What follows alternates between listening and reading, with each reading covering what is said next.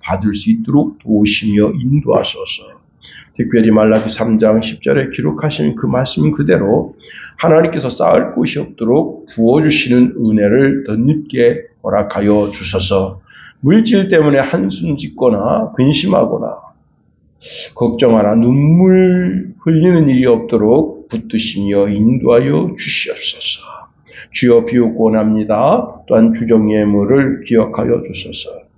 드린 손길마다 다 기억하여 주시고 그 마음속에 하나님께 올려드리는 모든 기도 제목들이 하나님 전전에 상달되게 허락하여 주시옵소서. 또한 주의 전을 달리며 드려지는 모든 헌신들을 기억하여 주시옵소서. 주님, 피아노로 영광 올려드립니다. 그 아름다운 선율이 천국에도 울려 퍼지게 하여 주시고 하나님이 흠양하시고 복 주시는 귀한 반주가 되게 하시며 또한 아버지 식사로 영광 올려드립니다. 교회를 청소함으로 영광 올려드립니다.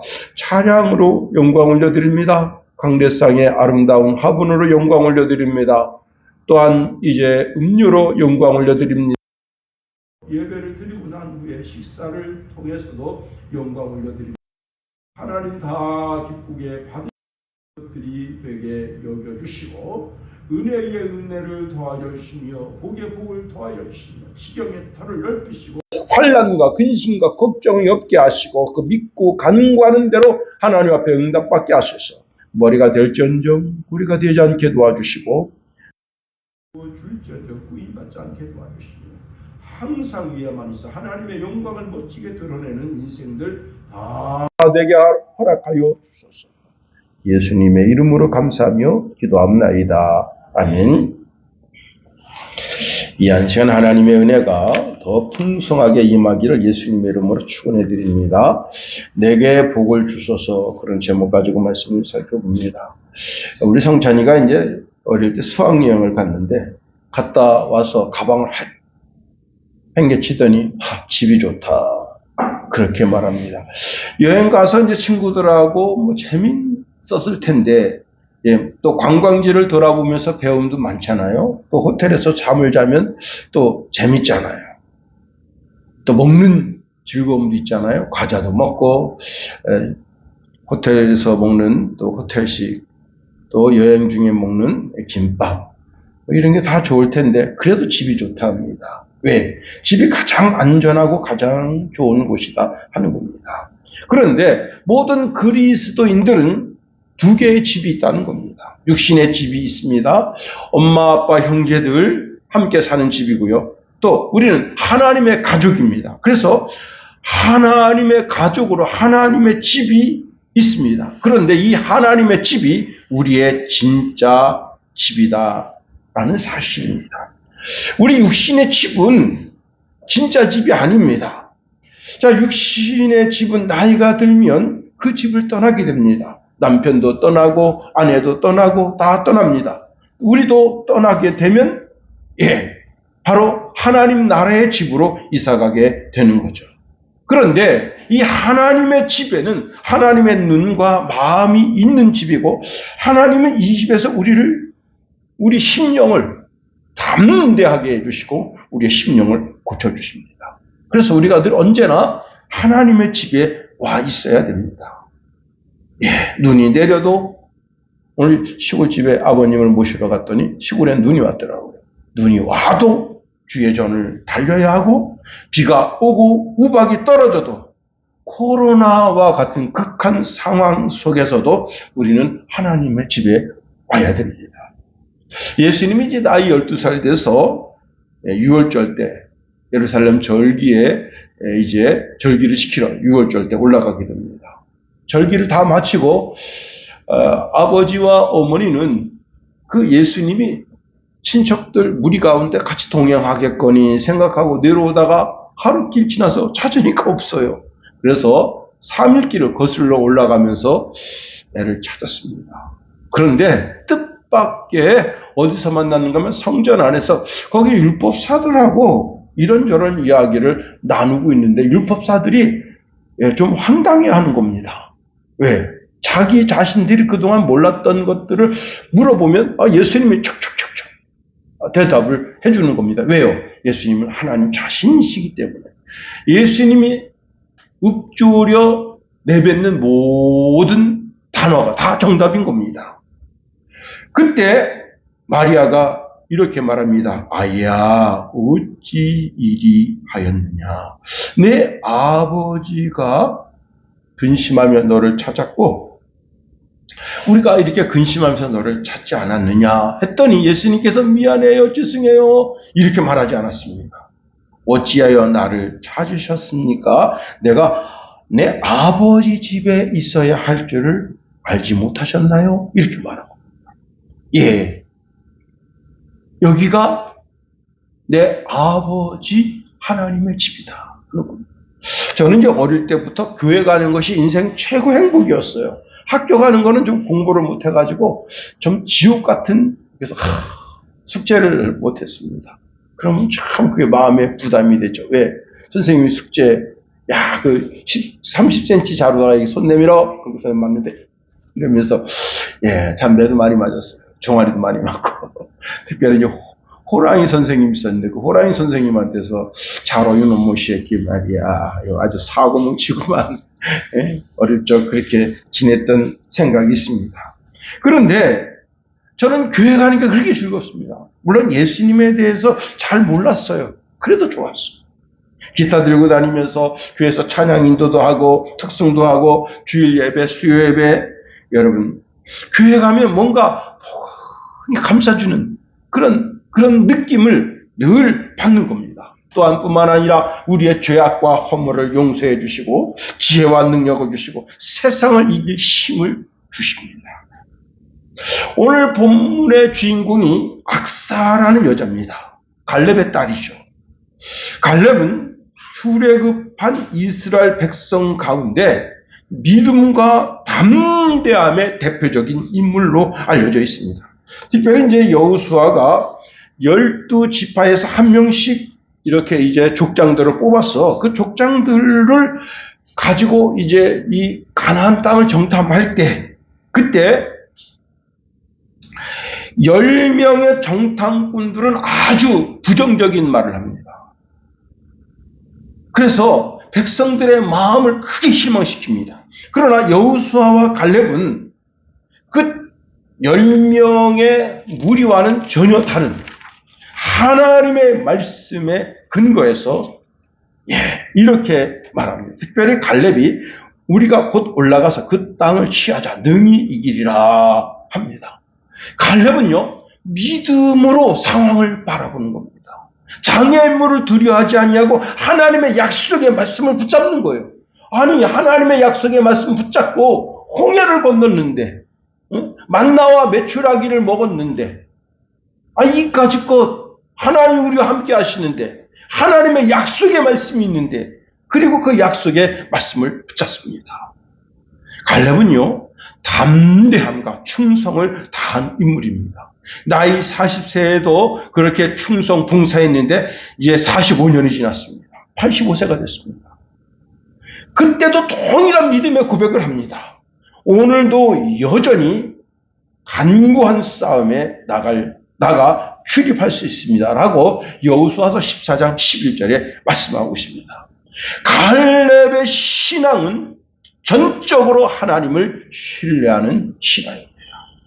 자, 그래서 갈렙을 포함한 여호수아 단 두 사람만 출애굽해서 가나안 땅에 들어간 인물이라는 겁니다. 뿐만 아닙니다. 전자에 말씀드린 것처럼 나이가 들어도 믿음이 연약해지지 않았습니다. 나이 85세에 군대를 이끌고 제일 전선에 나선 장군입니다. 가나안 땅 정벌 하는데 당시 가장 강력한 족속이 있습니다. 아낙 자손입니다. 그 아낙 자손이 있는 그 지역을 쳐서 그 지역을 자기의 몫으로 만든 장군입니다. 더 놀라운 것은요, 자, 하나님은 그의 충성된 믿음을 보시고 헤브론 땅을 그에게 유업으로 주십니다. 후에 헤브론은 유다 지파와 다윗 왕조의 중요한 중심지가 됩니다. 여러분, 이스라엘 지도를 딱 놓고 보면요, 여러분 구글 지도 있잖아요. 구글 지도를 이렇게 놓고 보세요. 아니, 도시가 형성되려면 어떤 데가 도시가 형성되냐면요. 다 물이 있는 데서 도시가 형성됩니다. 그런데 예루살렘 보세요. 예루살렘은 이렇게 해서, 그냥 이렇게 평지 물 있는 데서 된 게 아닙니다. 이렇게 해서 산 정상에 도시가 형성됩니다. 왜 그렇게 도시가 형성된 겁니까? 거기에 유다 땅이거든요. 거기에 성전이 있기 때문에 그렇습니다. 성전 중심으로 거기에 도시가 발전한 겁니다. 참 신기하죠. 그 땅을 오늘 갈렙이 하나님께로부터 선물을 받은 겁니다. 여러분, 신앙에 혈통이 흘러야 된다는 겁니다. 정말 뼈대 있는 신앙의 집이 되어야 하는 겁니다. 저는 제가 이제 목회하면서 또 그동안 신앙의 선배들 또 이제 동료들, 후배들 이렇게 보면서 멋지게 신앙생활 잘하다가 그 집이 신앙의 혈통이 끊겨지는 집을 봅니다. 그러니까요, 그 자녀들이 막 자살도 합니다. 막 엇나가요. 곁길로 나갑니다. 그런데 또 새로운 것은 전혀 예수 믿을 것 같지 않은 술꾼인데 어느 날 제 손을 딱 잡더니 목사님, 저 예수 믿기 3년 됐습니다. 아, 그래요? 아유, 축하드립니다. 그랬더니 목사님, 제 아내도 교회를 다닙니다. 그래서 아니 어떻게 예수 믿게 됐어? 그랬더니 애들이 이제 그 달란트 시작한다고 그래가지고 교회 오라 그래가지고 그때 갔는데 어릴 때 생각이 나더라는 거예요. 어릴 때 자기가 교회 갔던 그 생각나서 갔더니 여러분 달란트 시작한다고 아빠 엄마가 가는 경우 별로 없어요. 근데 하여튼 그때 갔어요. 가가지고 거기서 국수도 말아먹고 그다음에 이 좀 달란트 시작하는 게 더 독특하더라고. 거기 보니까 국수도 먹고 김밥도 먹고 그다음에 이제 떡볶이도 먹고 뭐 이렇게 좀 다른 걸 했나 봐요. 그래서 아빠 내가 달란트가 많으니까 사줄게. 그래가지고 가서 그거 먹으면서 그래서 교회를 가기 시작했는데 내가 잘했다고. 인생 최고 잘한 것이 교회 간 것이다. 그랬더니 저한테 뭐라고 말하냐면 목사님, 우리 가정이요 화목하게 됐어요. 화목하게 됐습니다. 뼈대 있는 신앙의 길로 들어선 겁니다. 여러분, 뼈대에 있는 신앙이 무엇이겠습니까? 상황을 보지 않고 하나님만 믿고 바라보고 하나님의 약속을 그 마음에 간직한 자가 뼈대에 있는 신앙입니다. 두려움 속에서도 하나님이 나와 함께 하심을 믿고 영적인 용기를 내는 자가 뼈대가 있는 신앙입니다. 뼈대에 있는 신앙은 젊었을 때뿐만 아니라 늙어서도 신앙의 믿음이 변치 않는 자입니다. 뼈대에 있는 신앙은 하나님의 말씀을 붙잡고 구약의 약속 또 신약의 모든 약속이 내 삶 속에서 반드시 이루어질 것을 믿고 기다리는 자란. 여러분, 제가 뼈대에 있는 신앙의 가문이라는 단어를 썼지 않습니까? 여러분, 아버지의 신앙이 올곧게 그 딸 악사에게 전달됐다 하는 겁니다. 그 딸 악사라고 하는 원래 이 단어는 아크샤인데 아크샤라는 뜻이 뭐냐면 발목 장식, 발목 고리라는 뜻입니다. 악사라는 언어를 보면요. 아카스인데 아카스라고 하는 게 뭐냐면 발목에 차는 아름다운 장식이라는 뜻으로 아주 우아하고 아름답고 귀중한 표현물을 발에 달고 있다는 겁니다. 그런데 이때 당시에는 아무나 그 발목 장식을 발에 다는 게 아니에요. 다시 말하면 발목 장식을 할 수 있는 사람은 아주 귀족들입니다. 자, 이스라엘 귀족, 바벨론, 아시리아의 여인들, 고대 이집트 귀족들, 그리고 공주들, 고대 근동의 전반에 이제 그날 결혼식 날 주인공이 되는 여인, 그 여인들이 발목에 그 장신구를 하는 겁니다. 그러니까 여러분 얼마나 이 물질이 풍요하면 귀에도 달죠, 코에도 달죠, 배꼽에도 달죠. 이렇게 해서 여러분 이렇게 해서 금사슬을 이렇게 해서 하잖아요. 그런데 얼마나 풍성하면 그 아름다운 장식을 발목에까지 하느냐. 풍성의 한 표현일 수가 있는 겁니다. 자, 그렇습니다. 여러분, 그 아버지의 그 딸이다 하는 겁니다. 악사는 아버지의 신앙을 물려받아서 뼈대 있는 신앙의 집안이고, 그 악사를 통해서 그 남편의 경건도 책임지는 여인이었다는 겁니다. 갈렙의 깊은 영성이 악사에게 전해졌고, 그 악사에게 전해진 그 깊은 영적인 흐름이 그 남편에게 전해지게 돼서 남편이 사사기에 보면 최초의 사사가 되게 됩니다. 그렇습니다. 악사는 시집가서 경건을 세우는 아내로 그 남편을 올곧게 세워서 한 시대에 이스라엘을 구원하는 구원자, 사사로서 귀한 사명을 감당하게 한 겁니다. 그러니 이 악사라고 하는 여자는 보통 여자가 아닌 거예요. 남편의 경건을 세우는 영적인 파트너였다는 사실입니다. 남편의 이름이 운니엘인데요. 운니엘은 경건한 삶을 통해서 한 시대에 멋지게 쓰임받는 그런 인물이 되게 된 겁니다. 그렇습니다. 여러분, 이러한 배경 속에서 우리가 오늘 본문에 있는 말씀을 한번 살펴보려고 하는 겁니다. 당시 이제 메소포타미아 왕 구산 리사다임이 이스라엘을 압제해서 8년 동안 다스렸습니다.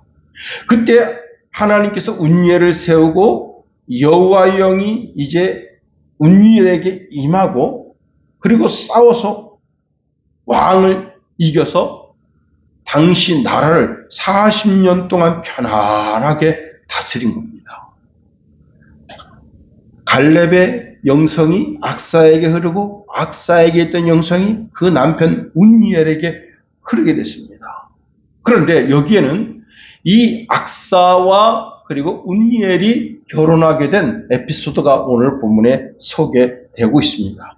여호수아 15장에 보면요, 하나님이 여호수아에게 명령을 내리시는데 아낙 자손이 사는 지역을 갈렙에게 주라 하십니다. 여호수아서 15장 13절에 보니까 유다 땅의 일부를 여분네의 아들 갈렙에게 주라 하십니다. 자, 여호수아는 하나님께서 명령하신 대로 땅을 주니까 당시 이 헤브론이라고 부르는 이 지역에는 기랏 아르바 마을인데, 아르바는 아낙의 아버지로 이름을 불리는 동네였다 하는 사실입니다. 그런데 갈렙이 헤브론에서 아낙 사람들의 세 집안을 내쫓고 후에 드빌 사람들과 싸우게 되는데, 옛날 드빌은 기랏 세벨이라 불렀다는 겁니다. 그래서 여기서 갈렙이 이렇게 말하는 겁니다. 기렛 세벨을 공격해서 점령하는 자에게 내 딸 악사를 그의 아내로 주겠다 했더니 운니엘이 가서 그 성과 싸워서 이겨서 갈렙의 딸 악사를 아내로 맞이하게 됐다는 겁니다. 이게 오늘 본문의 배경입니다. 우리가 본문에 있는 배경을 통해서 세 가지로 한번 생각해 보요. 첫 번째는요, 여러분, 이 갈렙은 헤브론의 아주 큰 부자다는 겁니다. 큰 부자. 여러분, 하나님께서 믿음으로 행진하는 자에게 큰 부를 얻게 하시는 겁니다. 이제 운니엘이 이렇게 한 성을 차지하고 그리고 전쟁에서 이겨서 그 딸 갈렙의 딸 악사를 자기 아내로 맞이하고, 그리고는 이제 결혼식을 마치고 그리고 집으로 돌아가는 시간이 됐습니다. 그런데 이 악사가 가만히 보니까 자기 남편 운니엘은 정말 가난하게 살아요. 뭐 가진 게 없어. 물론 믿음과 용기는 있지만, 여러분, 믿음과 용기만 살 수 있나요? 떡도 먹어야 되고 빵도 먹어야 되잖아요. 그죠? 그래서 그 마음에 이런 마음이 듭니다. 아버지에게 밭을 구하자. 그리고 샘도 구하자라는 그런 자기 마음의 생각이 있어서 나귀를 타고 가다가 워워 하고 멈춘 다음에 나귀에서 내립니다. 그러니까 아버지가 이렇게 물었습니다. 내가 무엇을 원하느냐 하니까 악사가 이렇게 대답했습니다. 내게 복을 주세요. 아버지께서 나를 내게 땅으로 보내시오니 샘물도 내게 주세요 하니까 갈렙이 악사에게 윗샘과 아랫샘을 그에게 주었다라. 오늘 성경 본문에 그렇게 말씀하고 있습니다. 여러분, 딸이 시집가면서 아빠 그 땅도 주시고 샘도 좀 주세요 하면 그 아빠가 여러분 주고 또 주고 더 주고 싶죠. 그렇죠. 그게 부모의 마음이에요. 시집가는 딸이 가서 배는 골지 않고 그리고 풍성하게 멋지게 이쁘고 아름다운 가정생활을 하는 것을 바라보는 것이 부모의 마음이라는 겁니다. 1,000,000원 있으면 1,000,000원도 주고 자동차도 있으면 자동차도 주고 다 주고 싶은 것이 부모의 마음입니다. 그런데 부모님은 자식에게 자신의 모든 것을 다 주고 싶어 해도 가진 게 없을 수가 있어요. 주지 못할 수가 있습니다. 그러나 하나님은 오늘 갈렙에게 복을 주시는 복의 근원이 되시는 분이십니다. 우리는 하나님 앞에 나와 하나님 내게 복을 주소서라고 간구해야 한다는 사실입니다. 우리 하나님은 그리스도 예수를 우리를 사랑하셔서 우리에게 구속주로 보내주시는 분이시다는 겁니다.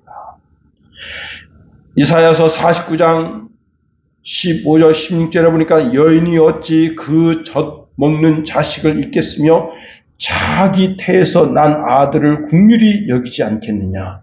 그들은 혹시 잊을지라도 나는 너를 잊지 아니할 것이라. 내가 너를 내 손바닥에 새겼고 너의 성벽이 항상 내 앞에 있나니 말씀하십니다. 얼마 전에 그 나인 뉴스를 보는데 동두천에 거기 이제 그 베이비시터가 있어요. 깜짝 놀랐습니다. 갓난 아기를 그냥 이렇게 그 자기 패딩 있잖아요. 패딩 잠바에다 싸가지고 그리고 목도리를 둘둘 싸라고 이름도 없고 아무것도 없어요. 그 베이비시터에 집어넣고 간 거예요. 그런데 그 베이비시터에 거기 관계하는 아주머니가 이런 말 합니다. 무슨 말을 하는가 하면 이게 보통 고등학생들이 개를 와서 여기다 버리고 갑니다.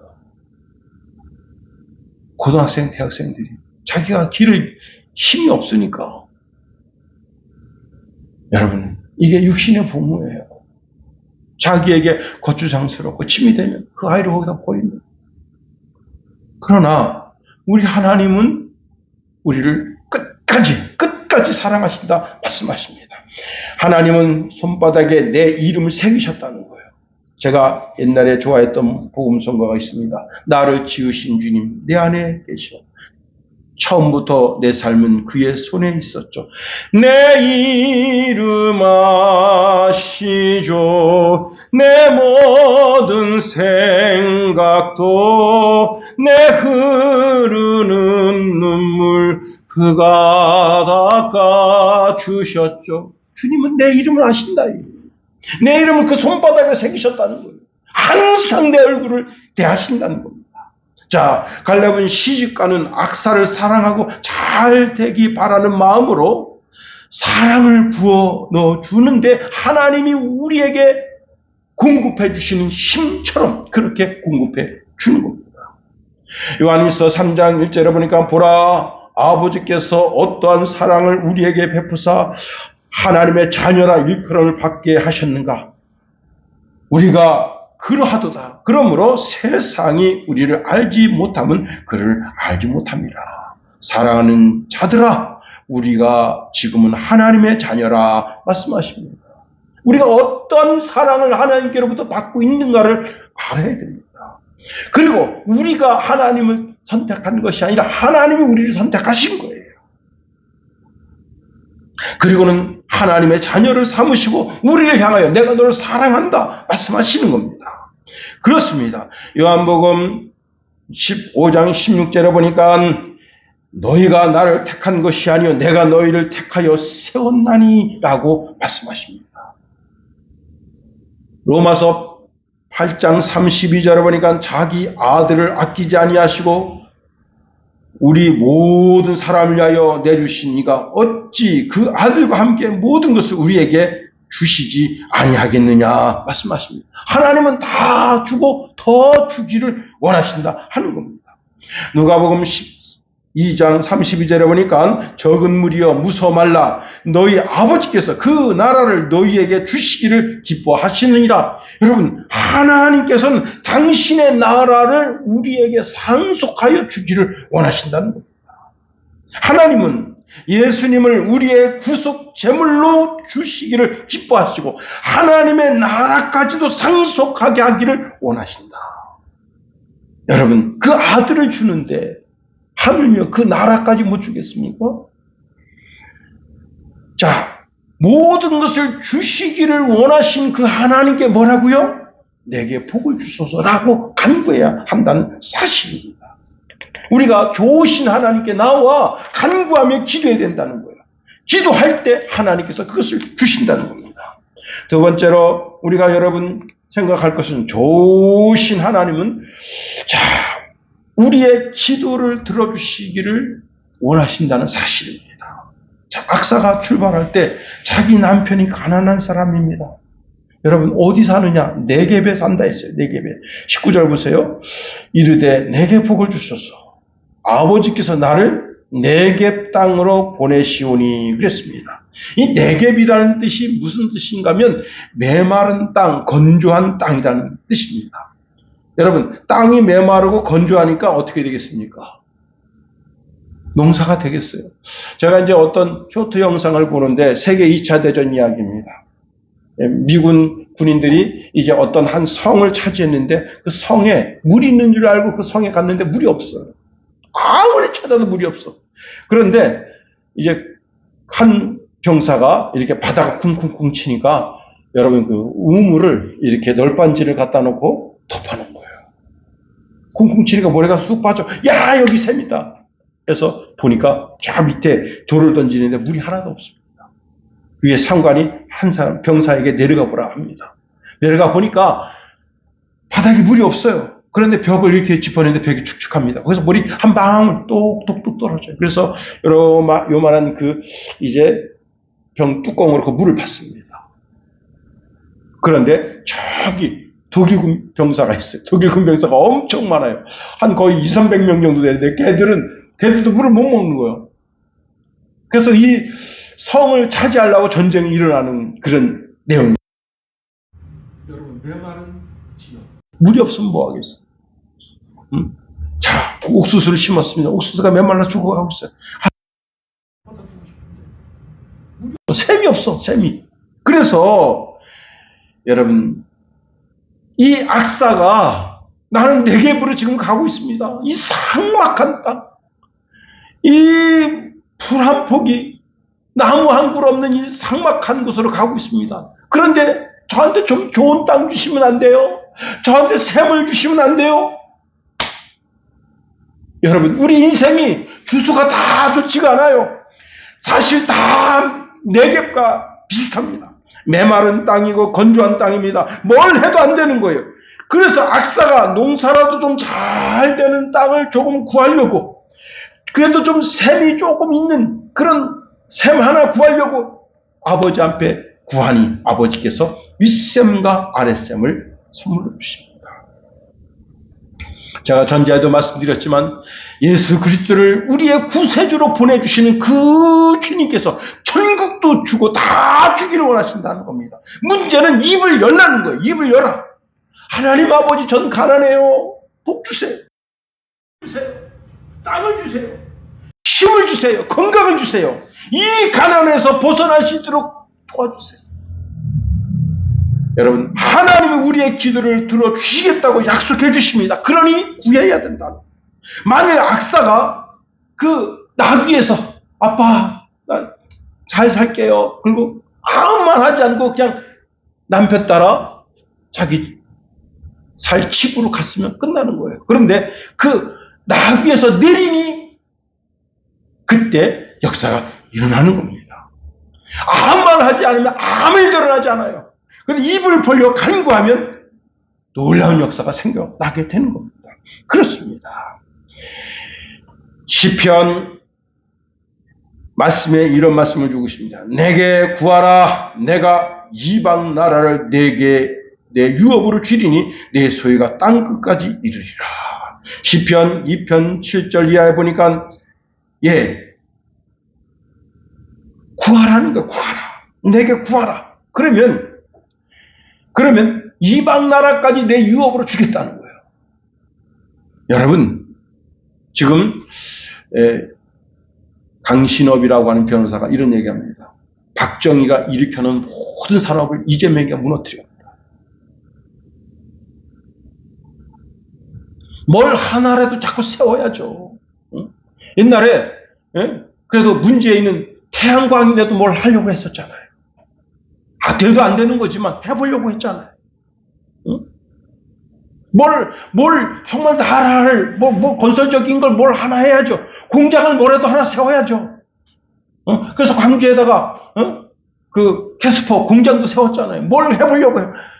그런데 이재명 씨는 뭘 해보려고 하는 게 아무것도 없어요. 그저 그냥 적폐청산. 그러면요, 나라 망하는 거예요. 적폐청산도 좋고 다 좋아요. 자꾸 국민들이 일어설 수 있는 일터를 만들어줘야지. 그렇습니다. 자꾸 구해야 되는 거예요. 뭘 할까? 나라와 민족에서 뭘 할까? 어떻게 하면 우리나라를 중국의 속국으로 만들까? 쎄쎄하면 된다고요? 안 돼요.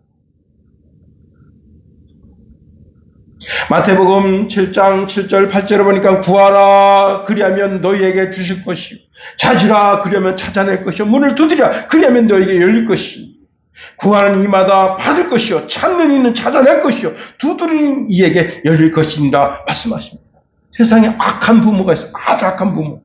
아이가 떡을 달라 합니다. 그러니까 돌멩이 집어줍니다. 웃으면서 야 이거 먹어라. 그럴 부모가 없다는 거예요. 여러분, 그 악한 부모라도 자기 자식에 들어가는 떡은 최고의 떡을 주기를 원한다는 거예요. 그리고 자기 상한 떡은 자기가 먹습니다.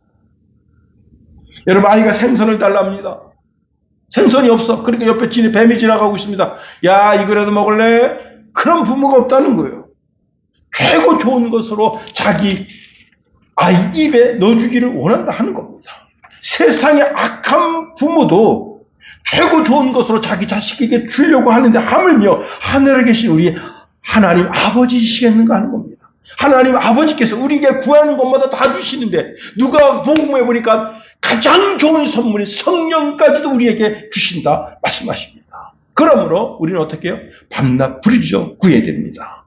누가복음 18장 7절 8절 말씀해 보니까 하나님께서 그 밤낮 부르짖는 택하신 자들의 원한을 풀어주지 아니하시겠느냐? 그들에게 오래 참으시겠느냐?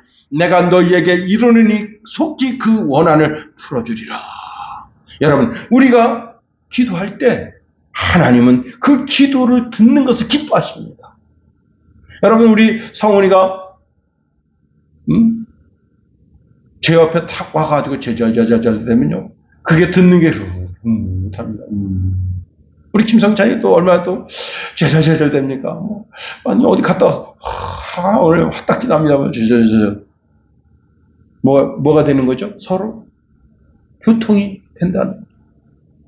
그런데 하나님 그와 같으신 겁니다. 하나님도 우리가 입을 벌려 기도할 때 우리의 기도 소리를 듣고 못하십니다. 시편 81편 10절에 보니까 내 입을 크게 열라 내가 채우리라 말씀하십니다. 그렇습니다. 헐리우드의 거물 제이미 폭스가 자기 집 주변에 노숙자 한 사람을 자기 집에 데리고 와서 1년 동안 먹여주면서 그를 키웠습니다. 모든 사람들이 노숙자에게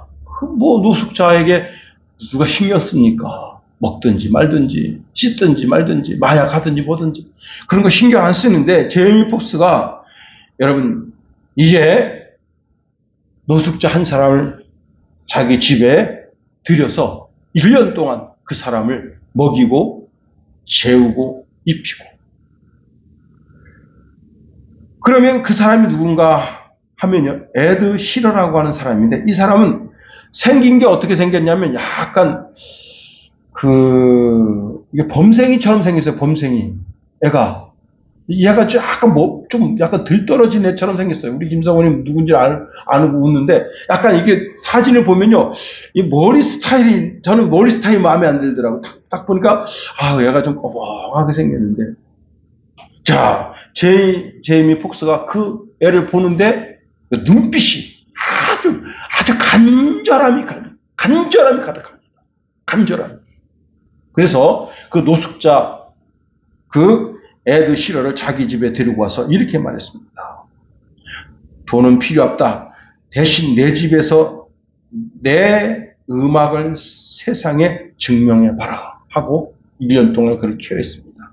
그가 미친 듯이 음악을 만들었는데 그 미친 듯이 만든 음악이 전 세계 차트를 씹어먹는 그래서 팝의 황제가 되었고요. 제이미 폭스가 그를 거둘 때 무엇 때문에 거뒀는가 하면 그 눈에 간절함 그거 하나 때문에 자기 집에서 1년 동안 먹여 살렸다는 거예요. 자, 문제는 이것입니다. 그 간절함이 우리 속에 있어야 되는 거예요. 우리가 간절하게 기도해야 되는 거예요. 간절하게 간구해야 되는 거예요. 간절하게 중보해야 되는 거예요. 간절하게 도구해야 되는 겁니다. 간절함이 없는 사람은 아무것도 하나님 앞에 얻지를 못합니다. 사랑하는 성도 여러분, 간절하게, 정말 간절하게. 세 번째로 이 악사는 그 이름 그대로 남편을 보석으로 세운 여인이다 하는 겁니다. 여러분, 악사는 그 아버지의 보석이에요. 아버지가 가는 모든 발걸음마다 찰랑찰랑 빛나게 하는, 모든 사람들의 시선을 끌게 하는 그런 보석이었고, 자기 자신이 가는 삶에서도 그런 보석이었고, 뿐만 아니라 자기 남편이 가는 모든 족적에 그 남편의 아름다운 보석이었습니다. 사람들이 악사를 보면 그 아버지 갈렙을 보는 거예요. 그 아버지를 보면 은혜를 받아요. 그 남편을 보면서 은혜를 받아요. 그 남편 운니엘이, 여러분, 그의 경건이 하나님의 마음에 맞아서 이스라엘 사사로 40년 동안 평안을 주십니다. 이스라엘 40년은 한 세기 동안 하나님께서 그의 삶에 평안을 주시는 거예요. 다시 말하면 그 결혼 생활이 평안했다는 거예요. 그의 영성으로 인해서. 그렇습니다. 여러분, 우리의 짐을 여호와 하나님 앞에 맡겨드려야 돼요. 그 짐을 내가 끌어안은들 문제가 해결되지 않습니다. 시편 55편 22절에 보니까 내 짐을 여호와께 맡기라. 그가 너를 붙드시고 의인의 요동함을 영원히 허락하지 아니하시리니 말씀하십니다.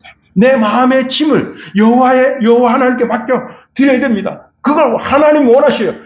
내 짐을 하나님께 맡긴다고 하는 것은 그분이 나의 주되심을 인정하는 거예요. 아주 작은 짐덩어리라도 내가 책임지면 힘들고 어렵습니다. 그런데 주님께 기도를 맡깁니다. 그러면 나는 자유함을 얻게 되는 거예요. 가정의 문제, 사업장의 문제, 특히 제가 이번에 이제 우리 조카 때문에 큰 아주 고통을 겪었습니다. 와, 파출소에서 전화 오는데 12시 반에 전화 옵니다. 그 다음에 2시 반에 전화 옵니다. 새벽 2시. 또 한 번은 새벽 예배 가려고 이제 이렇게 기척하고 있는데 4시 반쯤 전화 왔습니다. 한 번은 교회 왔는데 교회에서 전화가 오고. 전부 다 파출소. 와, 정말 피말리죠. 정말 격동의 2주간이었다 하는 겁니다. 그럼 어느 순간에 주님이 이렇게 말씀하십니다. 야, 이놈아, 네가 근심하고 걱정한다고 해서 그 근심 덩어리가, 걱정 덩어리가 사라지겠니? 너가 그렇게 근심하고 걱정한다고 네 키를 한자나 키울 수 있겠니? 그 무슨 뜻입니까? 내 염려를 하나님께 맡기라. 근심을 하나님께 맡기라는 거예요. 염려를 하나님께 맡기라는 거예요. 여러분, 내 속에 염려가 있다고 하는 것은 또 다른 불신앙이라는 사실입니다. 나의 문제를 나의 주 되신 하나님께 아뢰는 거예요. 그때부터 편안합니다. 그리고 제가 어머니를 만났습니다. 어머니한테 어머니 염려하지 마세요. 감사하세요. 그랬더니 어머니가 말씀하십니다. 야, 이런 상황에서 어떻게 감사할 수 있냐? 그래서 제가 똑같은 얘기했어요. 어머니가 근심하고 걱정한다고 해서 그 딸이 집으로 돌아갈 것 같습니까? 오히려 하나님께 감사하세요. 그리고 그 딸이 가는 걸음걸음이 선한 인도함을 받게 해달라고 기도하세요. 여러분, 제가 최종적으로 이제 다시 어머니에게 말씀드렸습니다. 어머니가 걱정하신다고 해서 문제가 해결되나요? 주님께 나의 모든 것을 맡기고 기도할 따름입니다. 그런데요, 신기하죠. 하나님의 선하신 인도함이 그 딸 앞에 있었던 겁니다.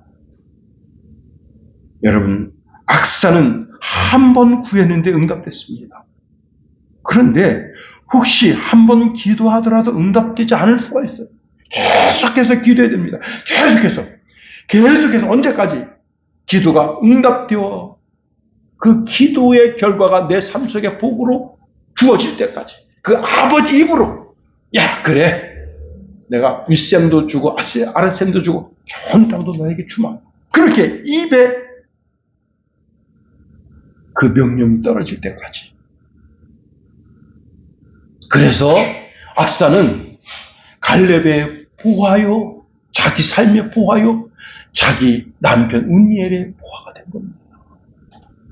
여러분, 아내가 삐끗하면요 사사노릇 못합니다.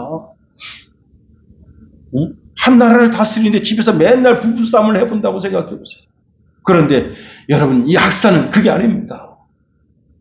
남편이 고민하고 고통할 때 하나님께 같이 기도합시다 하고 남편의 그 영적인 그 앞길을 터주는 그런 위대한 인물이 되니 사사로서 멋진 사역을 감당하게 한 것입니다. 그렇습니다.